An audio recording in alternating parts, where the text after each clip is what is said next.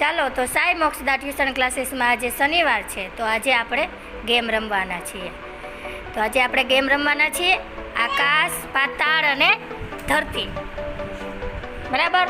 તો આ છે એ હવે કેવી રીતે રમવાનું છે? આ છે આકાશ.